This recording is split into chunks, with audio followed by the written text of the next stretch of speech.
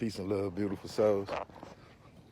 You know, one thing I've learned from doing all the readings and consultations and working with people one-on-one, all the ways I've helped people heal and come to self-realization, all the ways I've guided people, like, I've done a lot in this short time, man. It's beautiful. It's led me to where I am now. Surrendering to the journey is not always an easy thing.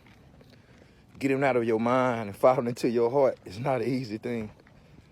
It's actually been an ongoing process. This is why most people say healing is a lifetime thing.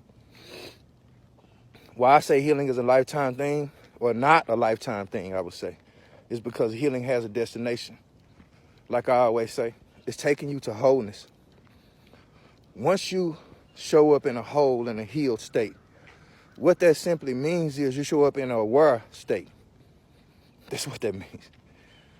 Once you become aware of what your thoughts have been compelling you to do, once you become aware of what your emotions have been compelling you to do, that's when you start to feel trapped, because you are not the mind, you are not the body. You are the one that's trying to integrate, because the spirit wants to be at home in the body. So we call it masculine and feminine because your body is your feminine energy. That's why the body is the subconscious mind. The body holds more memory than the mind ever could. So your mind is just trying to pick up on what the body already knows. That's why the body keeps the score. They actually have a book called that. And the only reason why that happens is because your body is connected to astrological points. So what happens is a lot of people become intuitive and they let go of the logic. You know, I watch a lot of people do this, especially when coming into doing readings and all that kind of stuff. I don't need no cards. I don't need this. I don't need that. I don't need none of the shit either. But I'm going to tell you why I use it. Tell you why I embrace learning astrology, numerology. And I still embrace it. It's something that I'm growing and learning in every fucking day. Every time I do a reading for somebody, I learn something different. The experiences are so beautiful. But what happens is when you gather the proper information, that means what's informing you is the right knowledge. The moment your intuition gives you a thought and it pulls it from the ethers and you're like, I don't know why I'm thinking what I'm thinking, the logic that you've accumulated will actually begin to support that. When you haven't gathered the right knowledge, and you holding on to beliefs and ideologies and shit that don't support your intuitive self, your spiritual self, the moment that you get an intuitive thought, the logic will make you feel like you're tripping. I want y'all to really understand how deep this is. Every tool that we use is a tool of divination. So I can psychically tell you a lot of shit about your life. I can see into people's lives. I do Akashic record readings. I don't even promote that shit. The reason why is because a lot of y'all get so caught up in past life shit that you ain't living this life.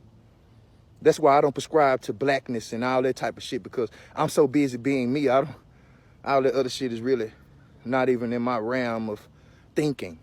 I see it, but I'm making a conscious choice to not prescribe to that. So when you start to divine, when you start to read, when you start to do certain things, your intuition wants to marry with the logic. The left and the right brain want to come together. So that way when you do come to somebody, there is something that's tangible there. You ain't just telling them some shit. Oh, you psychic. I don't know how. Oh, you got gifts, but I don't know how. I feel this from you, but I don't know where it's coming from. I'm psychic. I just pick up on this stuff. Now I'm able to say, you know what? You're psychic, but here is how. You're a life path 11. You're psychic, but here is how. Your soul urge number is 11. You're psychic, but here is how, because you have a life path 7. And that's linked to Neptune and Pisces, and that deals with psychic abilities, and that deals with being able to see past the veil. So let's just say you got Neptune in the first house. Let's just say you are a life path 1, but your karmic energy is an 11, right? So all these different things will come into play, especially if I go looking at what's in your 12th house and look at what's in your 6th, and the 6 reveals what's in the 12th. See, everything can be always, see, we're in a scientific world. That's why at the basis of spirituality is science. But a lot of y'all ain't got the science because you don't know the science of your goddamn self. Book with me. Namaste.